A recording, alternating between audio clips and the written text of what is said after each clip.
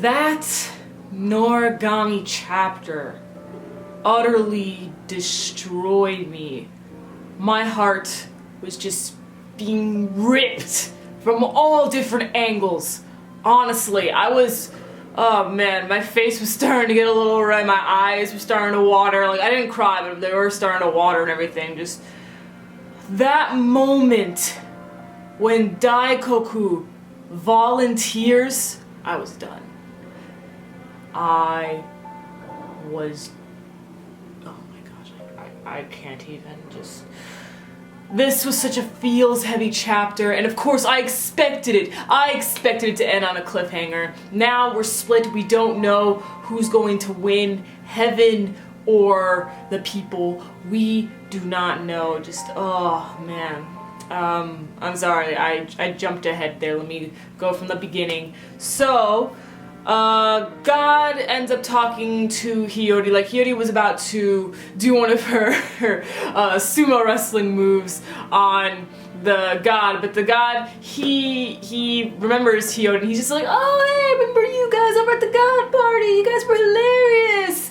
And then we find out that this guy, hold up, I wrote down his name, it's a little long, Arahabaki, he defied heaven once, and he was executed a long time ago. We know that this is like a really long time ago because now he looks like an adult. He doesn't look like Ibisu. So, wonder what he did to defy heaven. That was insane. Like, remember what I told you guys last time? I said that someone must have defied Her Majesty and they actually won because she's young. She looks young. She's not older looking like all the other gods. So perhaps Arahabaki, he actually killed her, and because of that he also was executed by like the other gods. Maybe. I don't know. I still believe that she was reincarnated like Her Majesty. And Tenjin steps up, and he was moved by Yato's words, and Yato isn't dead. I thought he was dead, but no, his throat got slit in one angle over here. His throat did get slit, but Yato is still alive.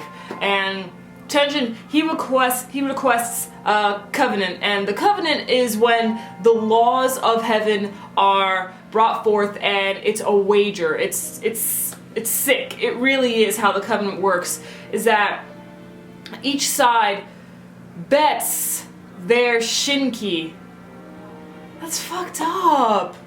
That's what Tenjin had to sacrifice Suyu, his guidepost. I loved Suyu, and we find out how Suyu came to be. We find out how she was created. Tenjin saw nothing. He saw nothing but white in a cherry tree or a plum tree. I believe she's a plum tree spirit. And then from there she was born. I'm just like, Suyu was such a pure, lovely lady. I loved her so much. And just like that was sick. Her head sliced off in an instant.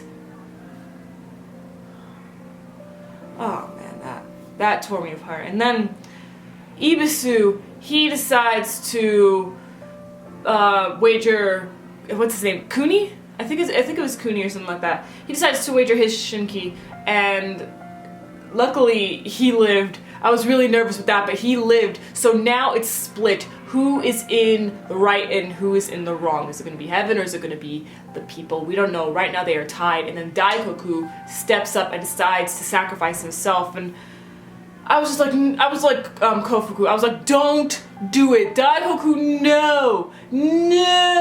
Come on, just bring in Kyuin. Come on, Kyuin was just about to get ready to go. Come on, please. No.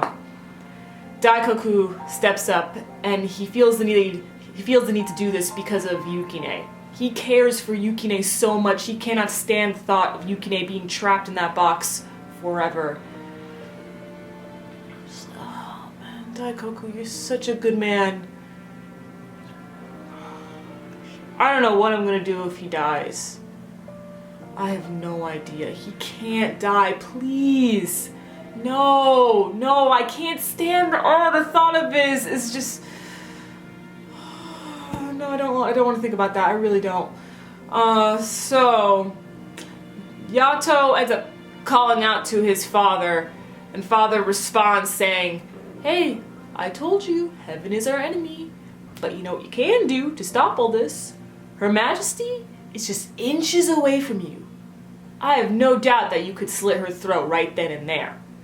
And Yato was about to, but Take Mikazuki ended up stopping Yato. So like, wow.